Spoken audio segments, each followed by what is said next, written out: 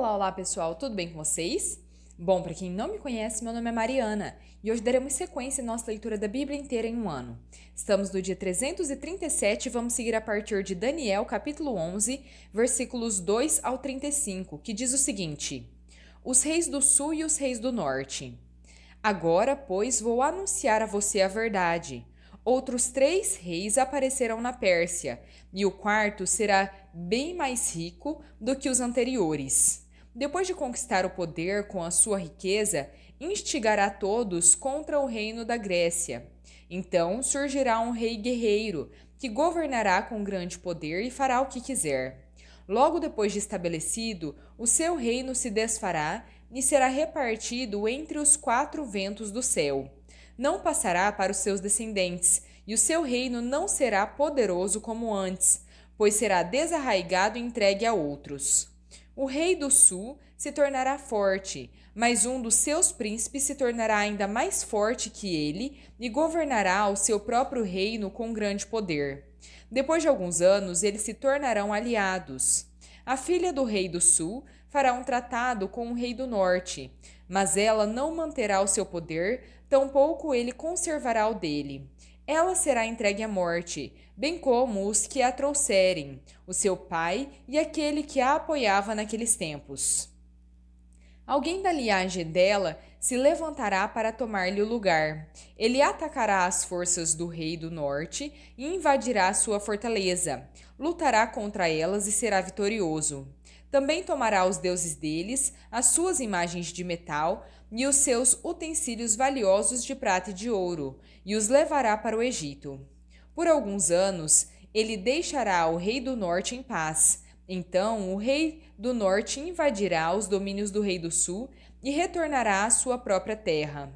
Os seus filhos se prepararão para a guerra e reunirão um grande exército, que avançará como uma inundação que passa e volta, levando a guerra até a sua fortaleza.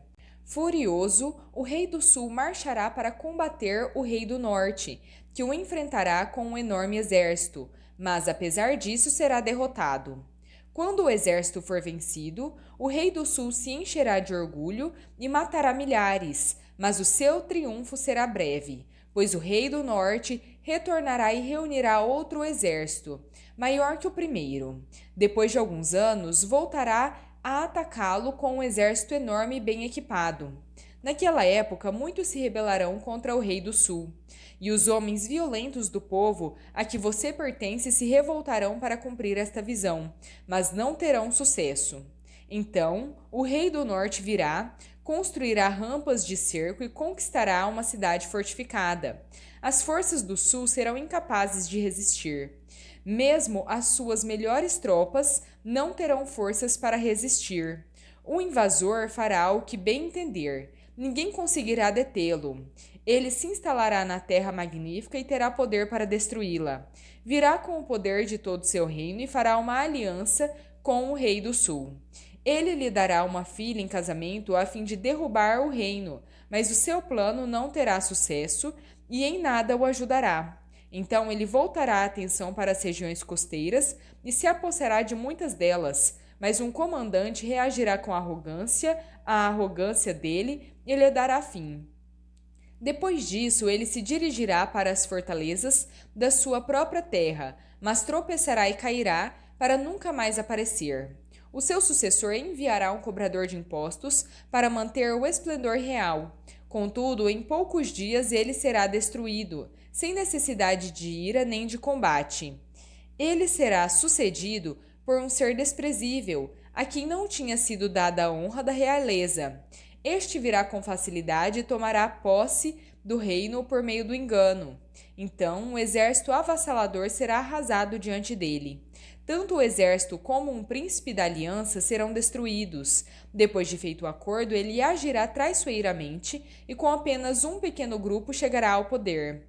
Quando as províncias mais ricas se sentirem seguras, ele as invadirá e realizará o que nem os pais nem os seus antepassados conseguiram.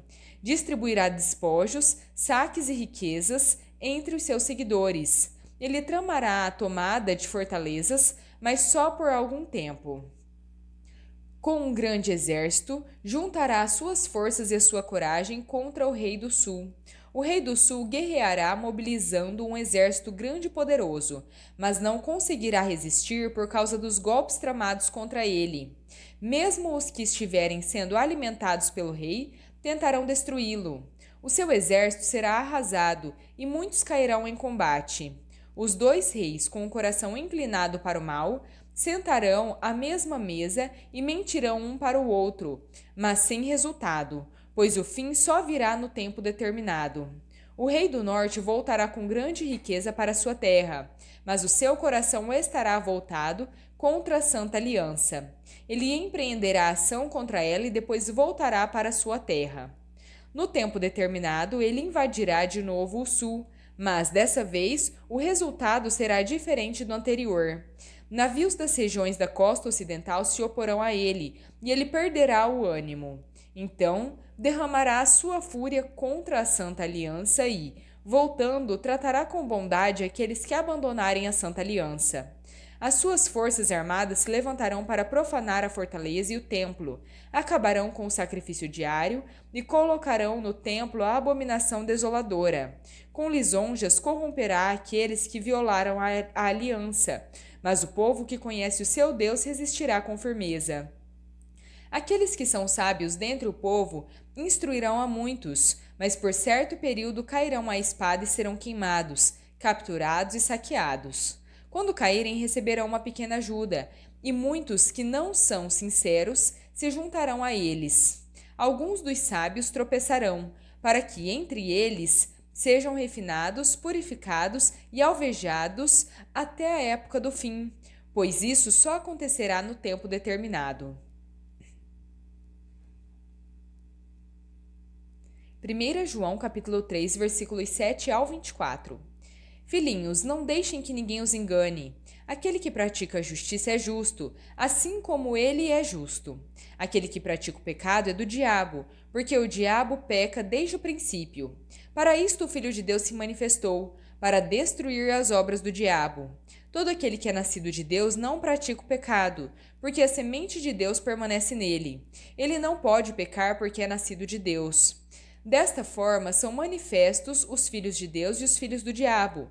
Todo aquele que não pratica a justiça não procede de Deus, tampouco aquele que não ama o seu irmão. Amor fraternal. Esta é a mensagem que vocês ouviram desde o princípio, que devemos amar uns aos outros. Não sejamos como Caim, que pertencia ao maligno e matou o próprio irmão. E por que o matou? Porque as suas obras eram más e as do seu irmão eram justas. Não se admirem, meus irmãos, se o mundo os odeia. Sabemos que passamos da morte para a vida, porque amamos os irmãos. Quem não ama permanece na morte. Quem odeia o seu irmão é assassino, e vocês sabem que em nenhum assassino permanece a vida eterna.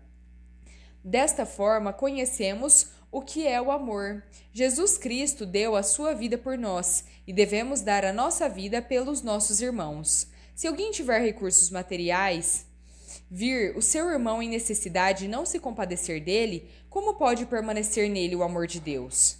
Filhinhos, não amemos de palavra nem de boca para fora, mas em ação e em verdade.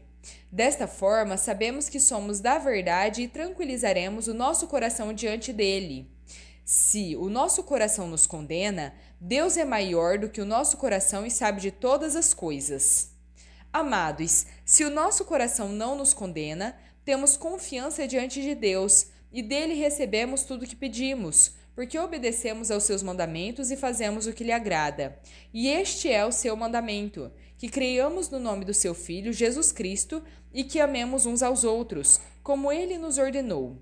Os que obedecem aos seus mandamentos permanecem em Deus, e Deus permanece neles. Desta forma, sabemos que ele permanece em nós, pelo Espírito que nos deu. Salmo 122. Cântico de peregrinação, de Davi. Alegrei-me com os que me disseram, vamos à casa do Senhor. Os nossos pés já se encontram dentro das suas portas, ó Jerusalém. Jerusalém está construída como cidade firmemente estabelecida. Para lá sobem as tribos do Senhor, para dar graças ao Senhor. Conforme o testemunho dado a Israel. Lá estão os tribunais para juízo, os tribunais da casa real de Davi. Orem pela paz de Jerusalém. Vivam em segurança aqueles que a amam. Haja paz dentro dos seus muros e segurança nas suas cidadelas. Em favor dos meus irmãos e amigos direi: paz seja com você. Em favor da casa do Senhor, o nosso Deus, buscarei o seu bem. Provérbios capítulo 29, versículo 1.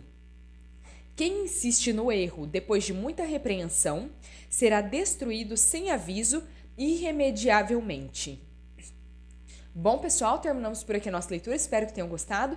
Se gostaram, deixem o seu like, compartilhem esse vídeo e se inscrevam no canal se ainda não são inscritos. Muito obrigada, fiquem com Deus e até a próxima.